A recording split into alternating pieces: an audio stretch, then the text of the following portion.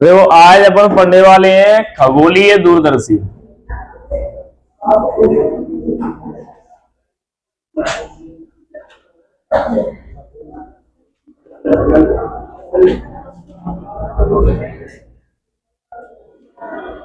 ये है क्या, इसके बारे में समझे पहले। यह एक ऐसी युक्ति है जिसकी सहायता से हम आकाशीय पिंडों, तारों, ग्रहों, उपग्रहों, मतलब दूर स्थित जो जितनी भी दूर स्थित चीजें हैं उनको देखने के लिए इसका प्रयोग किया जाता है।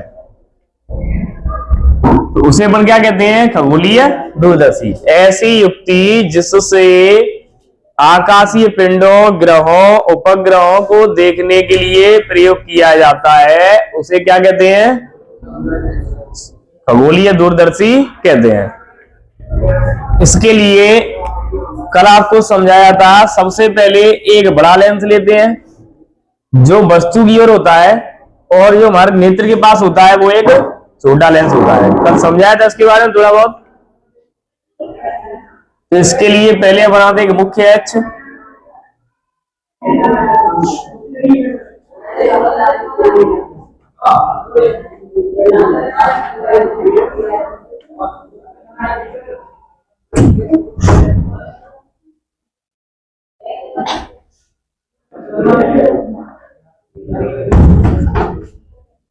लेट के हुआ रे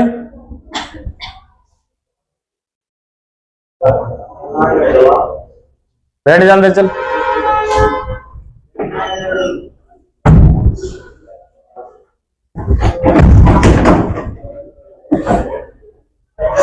अब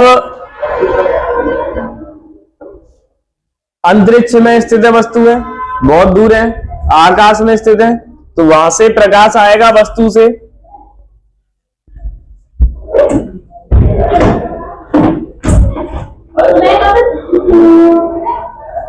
आ जाओ, लाओ कहाँ है जूली? आ जाओ।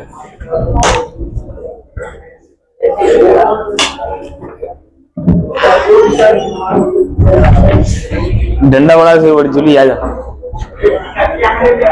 देखो इधर, जैसे ही प्रकाश की किरण वस्तु से आएगी तो अपवर्तन के बाद मुख्य अक्ष से गुजर जाएगी।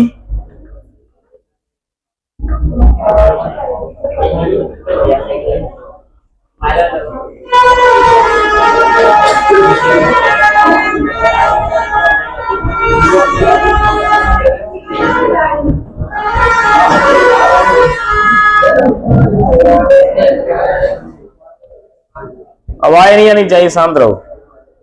ये प्रकाश की किरण आ रही है वस्तु से और ये मुख्य अक्ष से होकर के गुजर गई। एक प्रकाश की किरण इसी के समांतर प्रकाश के केंद्र से होकर के आती है।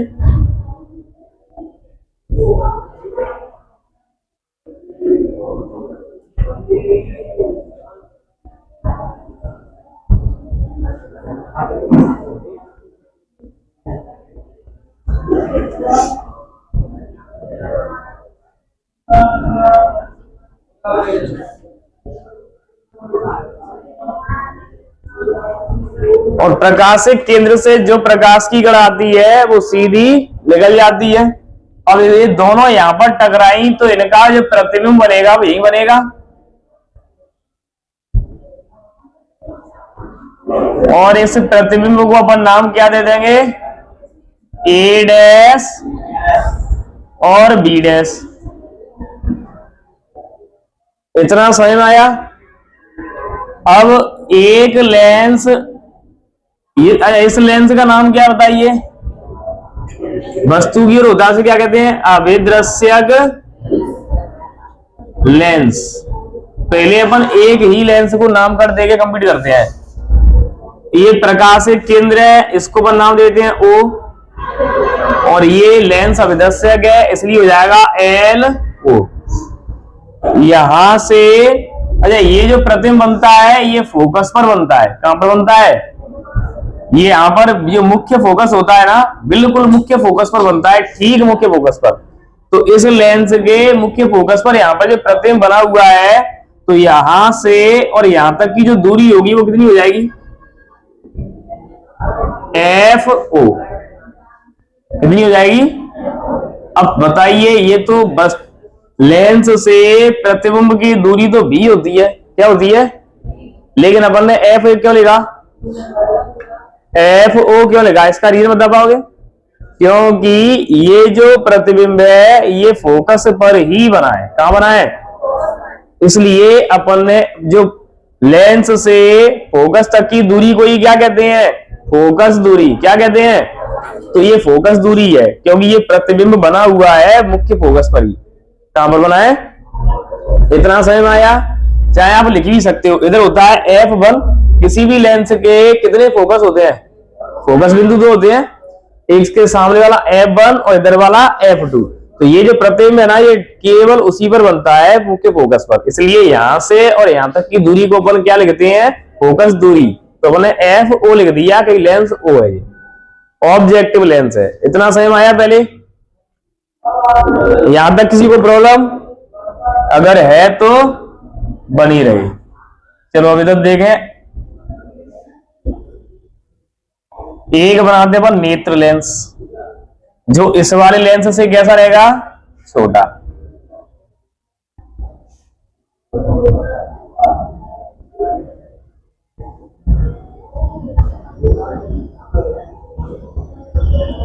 बिल्कुल सीधे बन रहे होंगे, टेढ़े नहीं हो सकते, कहीं भी ध्यान रखना।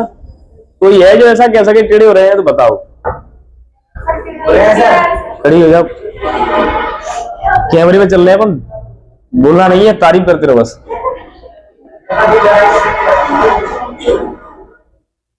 हमें यहां मिलाओ बस, गलत हो जाए तब भी हमें यहां। अब इस ये जो प्रतिबिंब बना है इसके लिए आभासी वस्तु का कार्य करेगा, इसे क्या कहते हैं, नेत्र लेंस, क्या कहते हैं,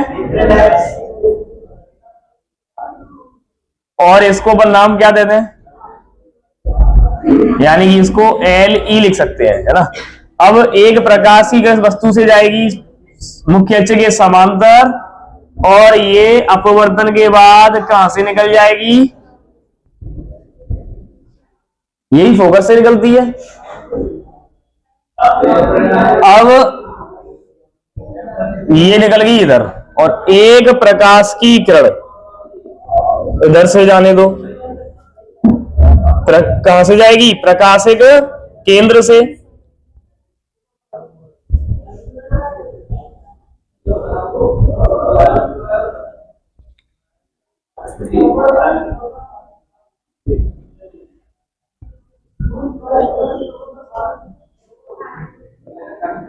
और यहां पर अपन ने आंख का फॉर्मेशन कर दिया,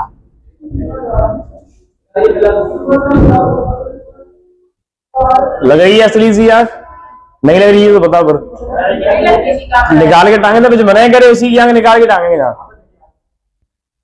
अब ये जो आंख है ये क्या करेगी, ये हमेशा ये मानती है कि प्रकाश की किरण सीधी आ रही है। अब ये सीधी जाएंगी तो इसका प्रतिबिंब इसको दिखाई नहीं देगा, तो ये तो ऐसे सीधी आ रही है ना, ये मुड़ी हुई को मानती ही नहीं। तो हमने अब मत मान भाई, हम इसको सीधी मान लेंगे।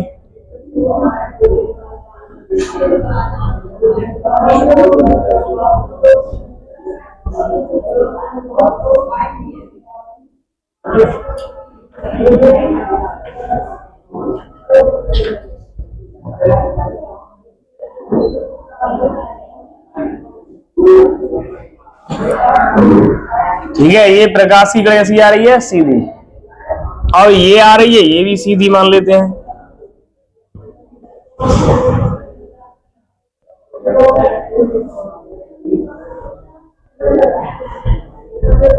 और जबरदस्ती से मिला रहे हैं अपन, तब यहां प्रतिबिंब बन रहा है।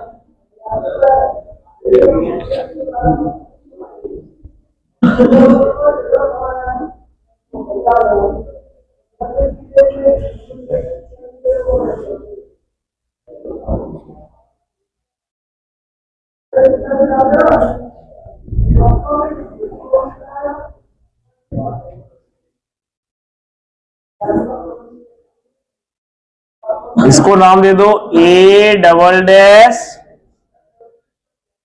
और B double dash.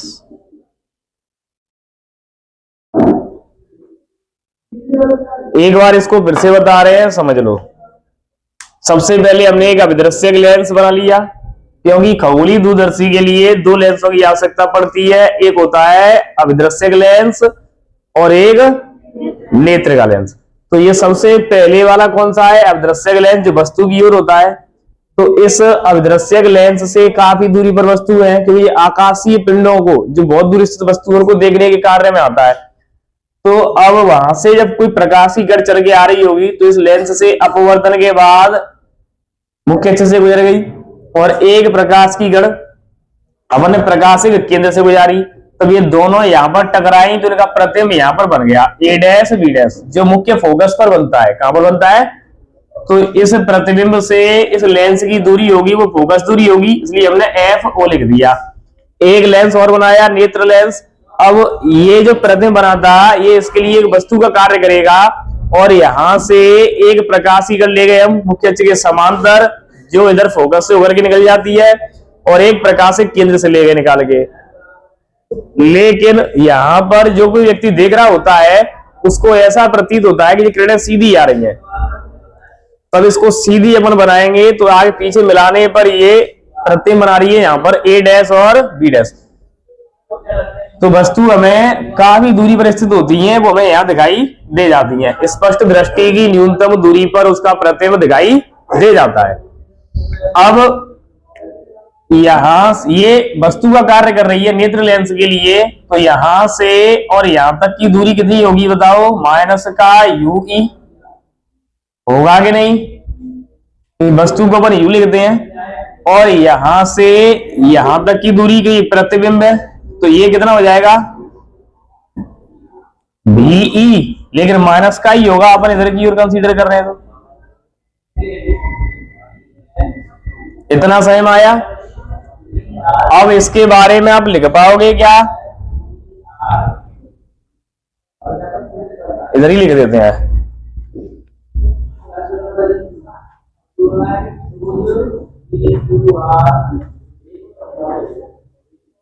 L O क्या है ये?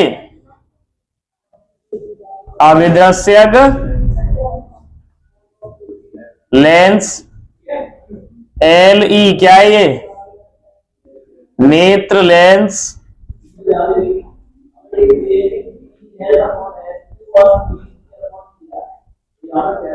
ओ क्या है? अभिदृश्यक लेंस का प्रकाशिक केंद्र। यही तो है।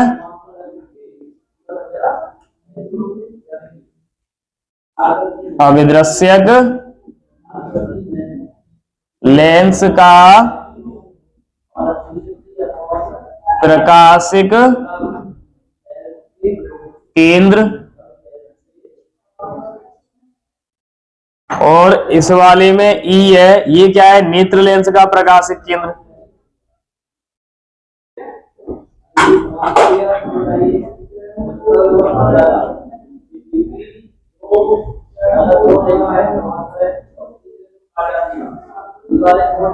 इसके बाद यहां से और यहां तक की दूरी यानी ओ ए डैश, बताओ कितनी लिखी है?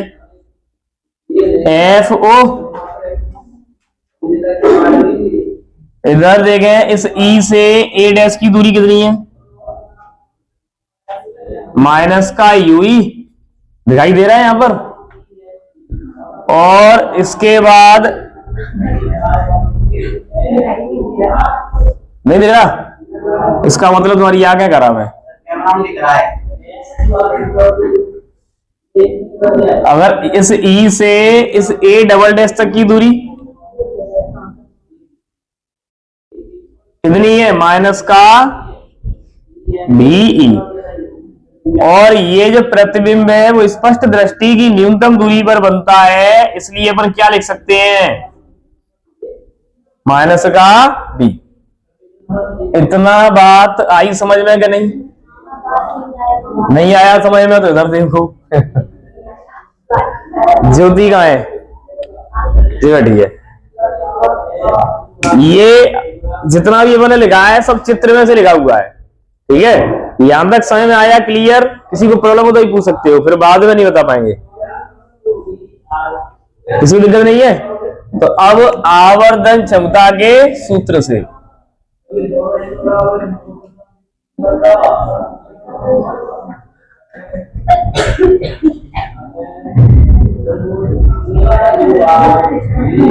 क्या होता है फॉर्मूला? बीटा अपॉन, अब जब तक बीटा अपने पास और अल्फा दोनों नहीं होंगे तब तक आप कैसे सॉल्व कर पाओगे? नहीं कर पाओगे। चाहे हम बीटा और अल्फा, तो आप खुद बताओ कहां पर आएंगे? यहां पर कौन सा एंगल आएगा? कौन सा आएगा? बीटा। देखो ज्योति को पता है कि यहाँ अल्फा आएगा, इतने दिन से चित्र बनाते बनाते तो याद हो गया होंगे वैसे भी। यहां पर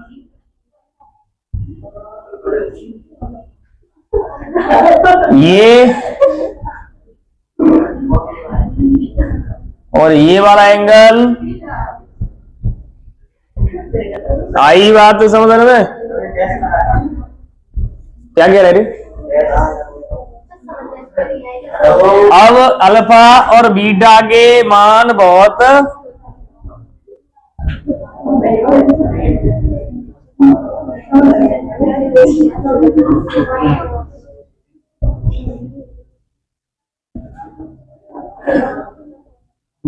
इसलिए बीटा की जगह पर देखो टेन अल्फा जी तो आ गया अल्फा की जगह पर, और टेन बीटा जी आ गया बीटा की जगह पर।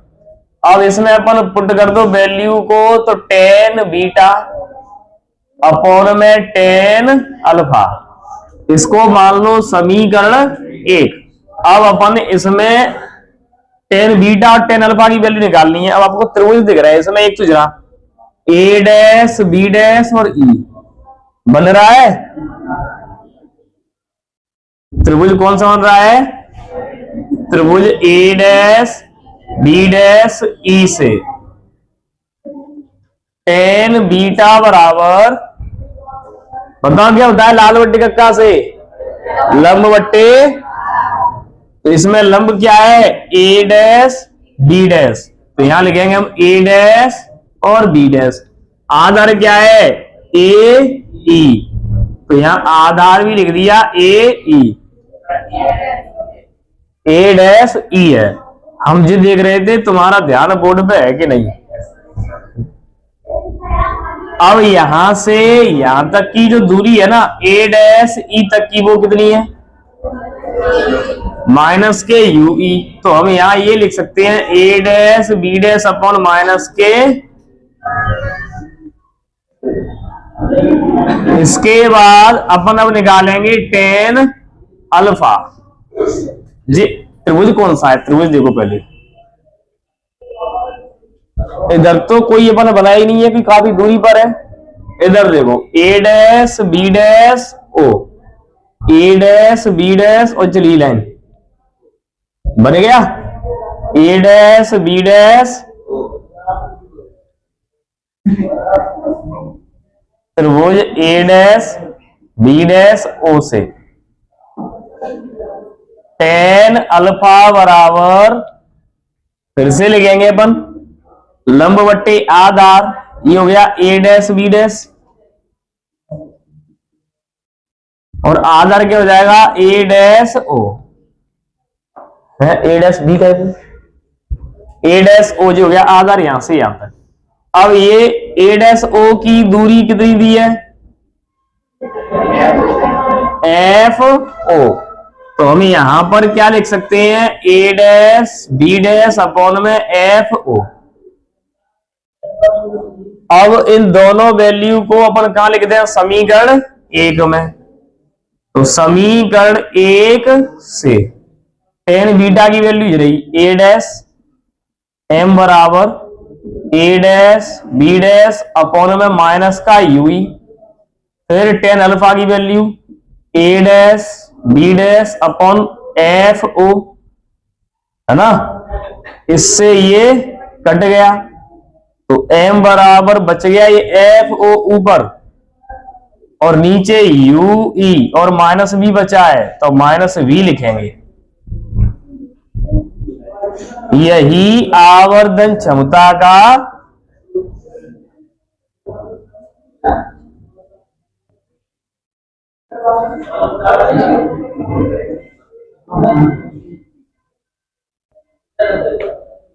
हो गया। इसके बाद अब विशेष परिस्थितियां दो टाइप की निकालेंगे अपन। कौन कौन सी? नंबर एक, जब प्रतिबिंब अनंत पर बने और जब प्रतिबिंब स्पष्ट दृष्टि की न्यूनतम दूरी पर, तब के लिए। तो दोनों को निकालते हैं अपन। अब इसमें से इसको मिटा लें, ज्यादा तुम चित्र में से खुद लिख लेना, अगर लकड़ी जो नहीं लगा पाओगी।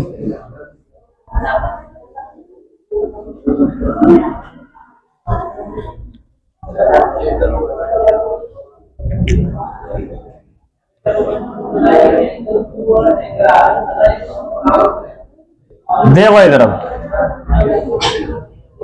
नंबर एक, जब प्रतिबिंब अनंत पर बनता है तब। तुम्हें याद है यूई को एफ ई लिखते हैं। क्या लिखते हैं?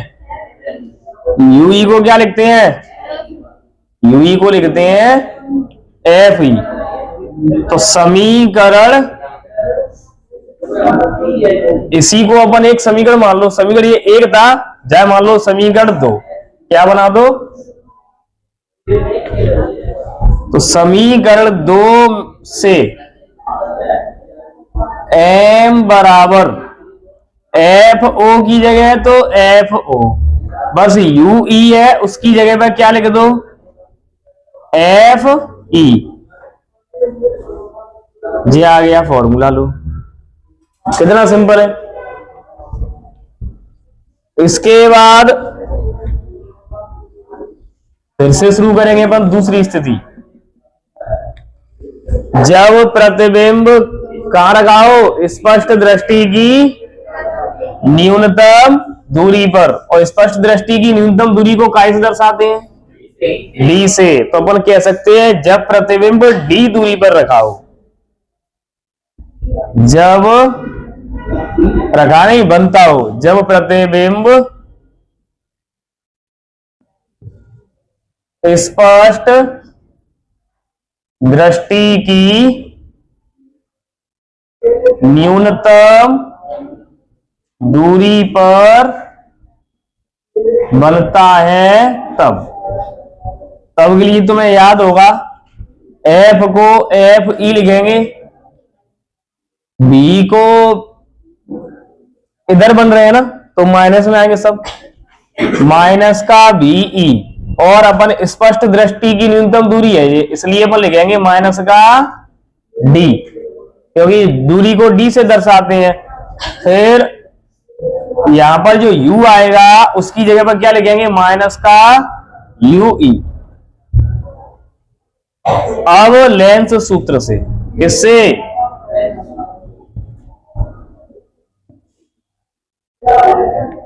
फॉर्मूला बताओ। 1/f बराबर 1/b माइनस 1/, अब इसकी जगह पर अपन इन वैल्यू को रखो। 1/f बराबर 1/b की जगह पर माइनस का d माइनस 1/u की जगह पर माइनस का ue। दिख रहा है यहां तक? 1/f बराबर, इसको हम इधर ले आते हैं तो ये प्लस का हो जाएगा, तो इधर लाएंगे तो प्लस का 1/d बराबर, ये माइनस और माइनस प्लस हो गया तो 1/ue। ऐसे कैसा बचेगा? फिर इसके बाद जे हाथ वाले लिखो ना, हम तो यही देख रहे हैं बहुत देर से, तुम्हारे ध्यान बोर्ड पे है कि नहीं है? गलतियां ऐसे पकड़ो, नहीं पकड़ पाओगे तो तुम्हें मार पड़ेगी फिर। अब इधर ये 1/f E plus 1/d 1/ue, यहां तक समझ में आ गया। अब हम इसमें पूरे में गुणा करते हैं, इस पूरे में गुणा करेंगे एफ ओ का गुणा करने पर। अब इसमें एफ ओ का गुणा करेंगे तो एक की जगह पे क्या हो जाएगा, एफ ओ, और एफ ई का तो एफ ई रहेगा, प्लस ये एक है उसकी जगह पे क्या हो जाएगा, एफ ओ अपॉन में डी रहेगा, बराबर ये एक है इसकी जगह पे क्या हो जाएगा, एफ ओ अपॉन में यू ई। यहां तक किसी को प्रॉब्लम वो तो बता देना, उसे क्लास से बाहर कर देंगे, इसका प्रॉब्लम क्लास से बाहर। अब इसमें से एफ ओ अपॉन में एफ ई कॉमन ले लो। अब यहां केवल एक बचेगा, प्लस इसमें से एफ ओ तो बाहर निकल गया, लेकिन जहां में एफ ई दिख रहा है कहीं, तो फिर एफ ई कॉमन कैसे आएगा, तो इसका मतलब जब इसमें एफ ई नहीं है तो हम ऊपर एफ ई लिख देते हैं और नीचे अगला डी जैसे जैसा। अब तुम गए जी कैसे आ गया, है कोई ऐसा नहीं दिख रहा, इसका मतलब इतनी आगे खराब। सवाल पापा के लिए फोन लगा दे, रुक जाओ। बराबर ये क्या है, एफ ओ अपॉन में यू ई। जहां तक दिखाई नहीं दे रहा है, यहां तक जीरो रही है इसकी।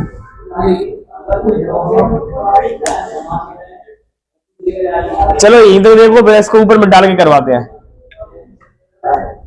दोबारा से। यहां तक समझ में आ गया था सबके। इसमें एफ ओ का गुणा किया तो यहां पर एफ ओ अपॉन में एफ ई प्लस, जहां तक आपको एक दिख रहा है सब में एफ ओ लिख दिया अपन ने, एफ ओ यहां पर भी एफ ओ, यहां पर भी एफ ओ जरा, ठीक है। इसके बाद अपन ने एफ ओ अपॉन में एफ ई ये कॉमन ले लिया है, तो यहां पर बचेगा एक प्लस, और यहां लिखा है एफ ओ, ये तो कॉमन ही आ गया, इसमें एफ ई कहीं दिख नहीं रहा तो अपन ने इसमें एफ ई यहां पर लिख दिया, ठीक है। अब ये कॉमन आ गया, बटे में डी बराबर एफ ओ अपॉन में यू ई जैसे कि जैसा लिखा है।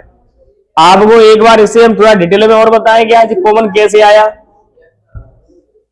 चलो देखो इधर, इसे यहां समझो, ये स्थिति ऐसे लिखी है, एफ ओ अपॉन में एफ ई प्लस, फिर लिखा हुआ है एफ ओ अपॉन में डी बराबर एफ ओ अपॉन में यू ई, जी लिखा है।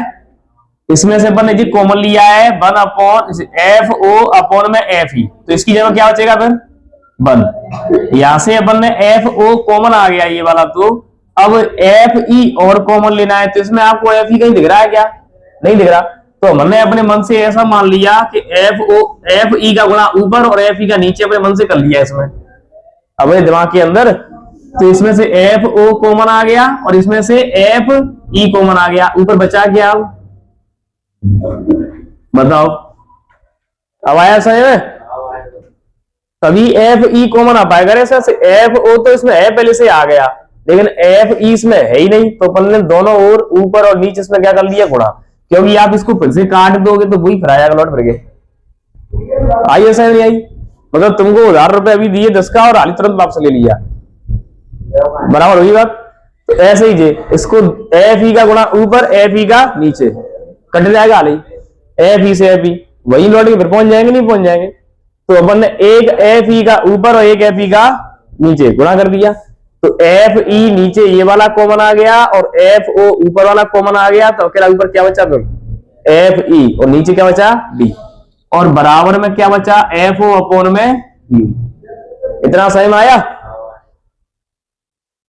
अगर आप इस एफ ओ एफ ई का गुणा इसमें द्वारा करते हो तो लौट फिर भाई फिर पहुंच जाएंगे जैसा होता है वैसे, ठीक है, इसलिए इससे कोई फर्क नहीं पड़ा। तो इतना बताइए पहले, ये समझ में आया कि नहीं। तो ये लिखा हुआ है यहाँ एफ ओ अपॉन में F E plus F E upon D बराबर एफ ओ अपॉन में यू ई।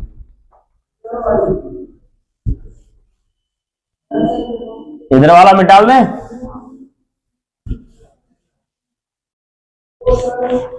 अब ये देखो, ये एफ ओ अपॉन में यू ई क्या लिखा है, ये एफ ओ अपॉन में, और समीकरण 2 में देखना एफ ओ अपॉन में यू लिखा है, तो बस इसकी वैल्यू यहां पुट कर देंगे अपन।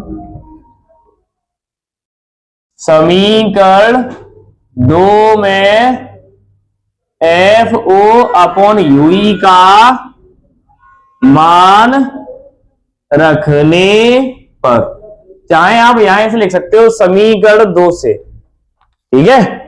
अगर आपको इतनी बड़ी लाइन क्यों लिखा रही हो, तो आप डायरेक्ट ये भी लिख सकते हो समीकरण 2 से। अब समीकरण 2 में लिखा है m बराबर माइनस, तो माइनस लगाओ। ये जो एफ ओ अपॉन में यू है, इसका मान अपने पास यहां है एफ अपॉन यू का, क्या है, एफ ओ अपॉन में एफ ई जी तो है। इसको तरीके से लिखते हैं, तो क्या कर रहे हो, और कोष्टक में क्या है 1 plus F E upon D, 1 plus F O नहीं F E upon D.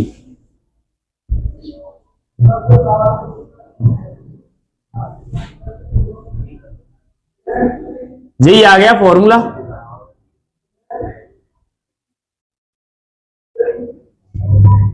Note कर लो, यही अधिकतम आवर्धन क्षमता का सूत्र है।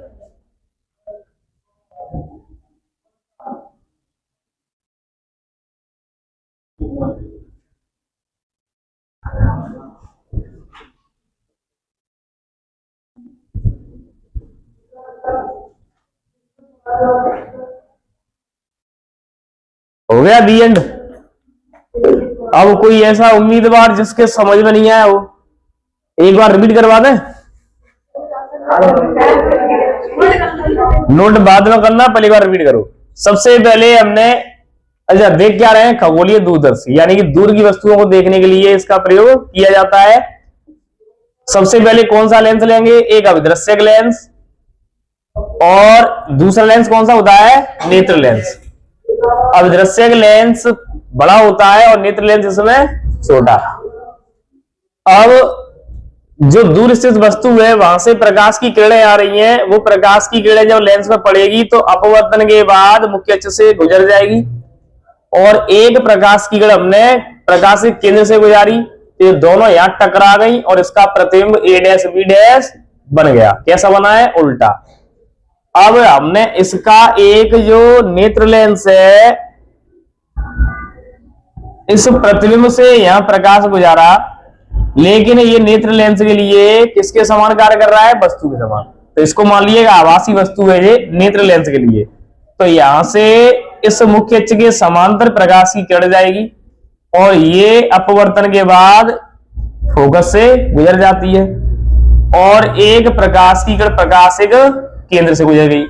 अब यहां पर कोई व्यक्ति बैठा है, हमने अमित को बैठा दिया यहां, देख तेरे को यहां पर ग्रह दिख रहे कि नहीं दिख रहे, इसको क्या तारे दिखाई नहीं देते, ये तारे दिखाई दे रहे नहीं, देख यहां से दिख रहा है जी, कह रहा है सर तारे तो इधर है, तुम तो यहां दिखा रहे हो नजदीक में, समझ रहे हो, पास में दिखाते हैं, यहां पे डाला है। अब जी कह रहा है सर ये टेढ़ी आ रही है, हम तो ये सीधी लग रही है, तो सीधी लग रही है तो हमने कहा सीधी लहर बना दो, और यहां पर इसका बन गया प्रतिबिंब।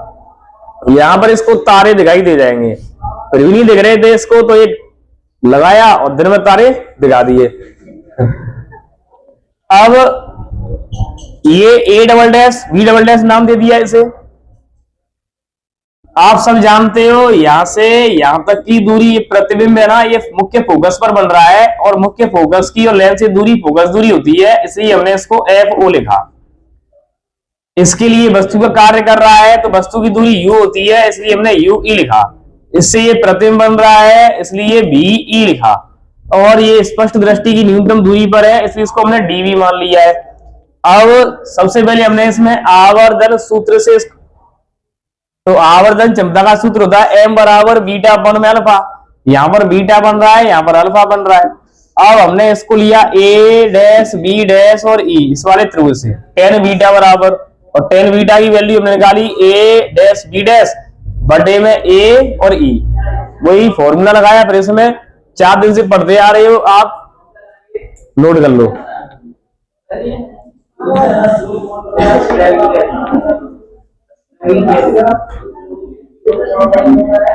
है।